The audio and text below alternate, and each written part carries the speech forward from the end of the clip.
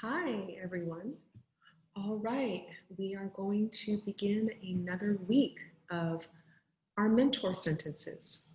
And so this week, our mentor text is entitled Enemy Pie.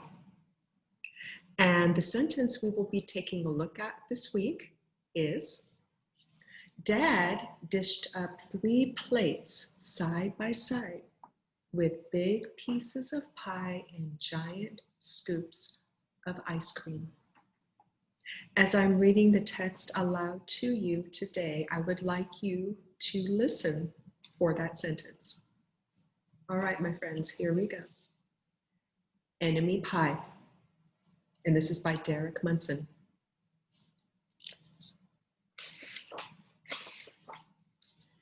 It should have been a perfect summer.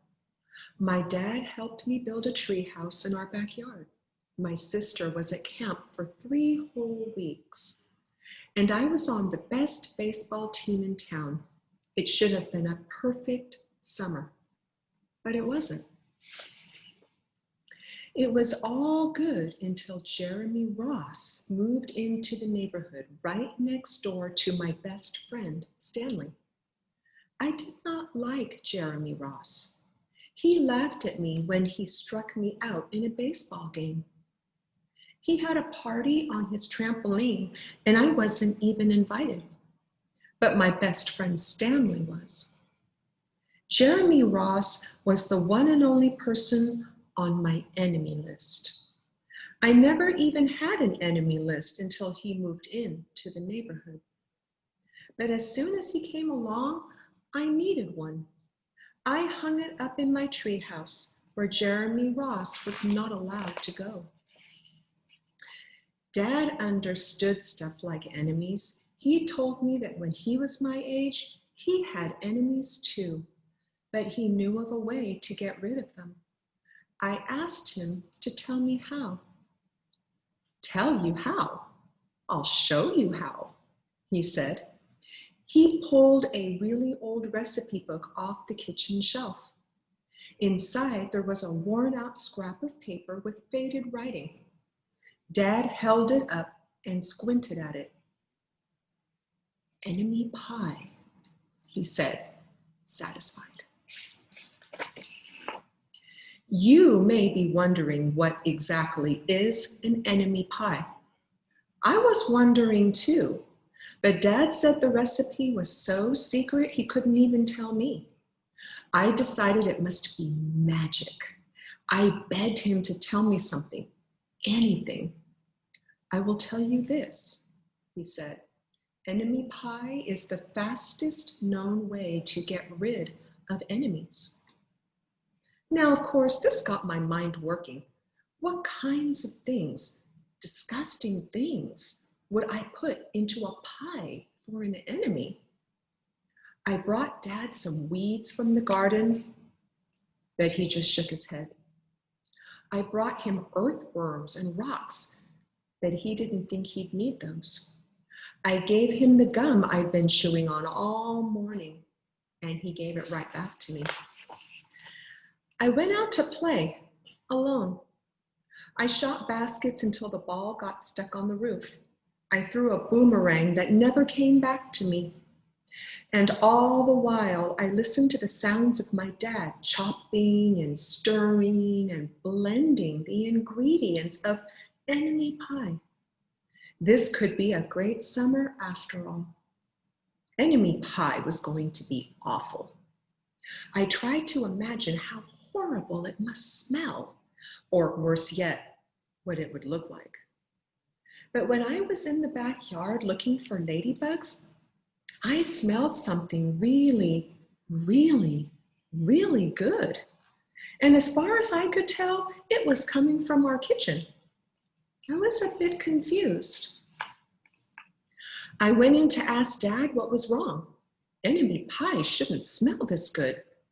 But Dad was smart. If enemy pie smelled bad, your enemy would never eat it, he said. I could tell he'd made enemy pie before. The buzzer rang and Dad put on the oven mitts and pulled the pie out of the oven. It looked like plain old pie. It looked good enough to eat. I was catching on. But still, I wasn't really sure how this enemy pie worked. What exactly did it do to enemies? Maybe it made their hair fall out or their breath stinky. Maybe it made bullies cry. I asked Dad, but he was no help. He wouldn't tell me a thing. But while the pie cooled, he filled me in on my job. He talked quietly. There is one part of enemy pie that I can't do. In order for it to work, you need to spend a day with your enemy. Even worse, you have to be nice to him. It's not easy, but that's the only way that enemy pie can work. Are you sure you want to go through with this? Well, of course I was. It sounded horrible. It was scary, but it was worth a try. All I had to do was spend one day with Jeremy Ross and he'd be out of my hair for the rest of my life. I rode my bike to his house and knocked on the door. When Jeremy opened the door, he seemed surprised. He stood on the other side of the screen door and looked at me, waiting for me to say something. I was nervous. Can you play? I asked. He looked confused. I'll go ask my mom, he said. He came back with his shoes in his hand, and his mom walked around the corner to say hello. Now you boys stay out of trouble, she said, smiling. We rode bikes for a while and played on the trampoline, and then we made some water balloons and threw them at the neighborhood girls, but we missed. Jeremy's mom made us lunch. After lunch, we went over to my house. It was strange, but I was kind of having fun with my enemy. He almost seemed nice, but of course I couldn't tell Dad that since he had worked so hard to make this enemy pie. Jeremy Ross liked my basketball hoop. He said he wished he had a basketball hoop, but they didn't have room for one. I let him win a game, just to be nice. Jeremy Ross knew how to throw a boomerang. He threw it and it came right back to him. I threw it and it went over my house and into the backyard. When we climbed over the fence to find it, the first thing Jeremy noticed was my treehouse. My treehouse was my treehouse. I was the boss. If my sister wanted in, I didn't have to let her in. If my dad wanted in, I didn't have to let him in. And if Jeremy wanted in, can we go in? He asked. I knew he was going to ask me that, but he was the top person, the only person on my enemy list. And enemies aren't allowed in my treehouse. But he did teach me how to throw a boomerang, and he did have me over for lunch, and he did let me play on his trampoline. He wasn't being a very good enemy. Okay, I said, but hold on. I climbed up ahead of him and tore the enemy list off the wall. I had a checkerboard and some cards in the treehouse, and we played games until my dad called us down for dinner. We pretended we didn't hear him, and when he came out to get us, we tried to hide from him, but somehow he found us. Dad made us macaroni and cheese for dinner, my favorite. It was Jeremy's favorite too. Maybe Jeremy Ross wasn't so bad after all. It was beginning to think that maybe we should just forget about enemy pie. But sure enough, after dinner, Dad brought out the pie. I watched as he cut the pie into 8 thick slices.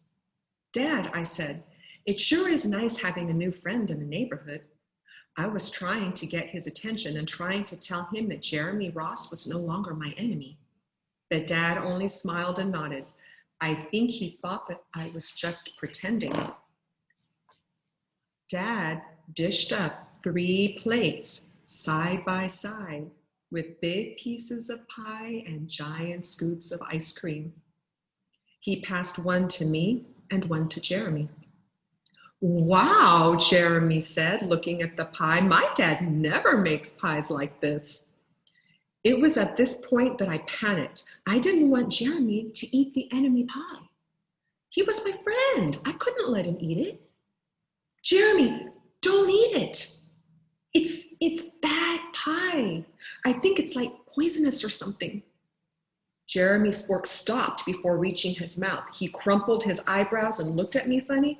I felt relieved. I saved his life. I was a hero. If it's so bad, Jeremy asked, then why has your dad already eaten half of it? I turned to look at my dad, and sure enough, he was eating enemy pie. Good stuff, he mumbled through a mouthful, and that was all he said. I sat there watching them eat enemy pie for a few seconds. Dad was laughing, Jeremy was happily eating, and neither of them was losing any hair. It seemed safe enough, so I took a tiny taste. Enemy pie was delicious. After dessert, Jeremy rode his bike home, but not before inviting me over to play on his trampoline in the morning. He said he'd teach me how to flip. As for enemy pie, I still don't know how to make it. I still wonder if enemies really do hate it, or if their hair falls out, or their breath turns bad. But I don't know if I'll ever get an answer, because I just lost my best enemy. Okay, my friends, we will be coming back together to talk about our sentence and about this mentor text.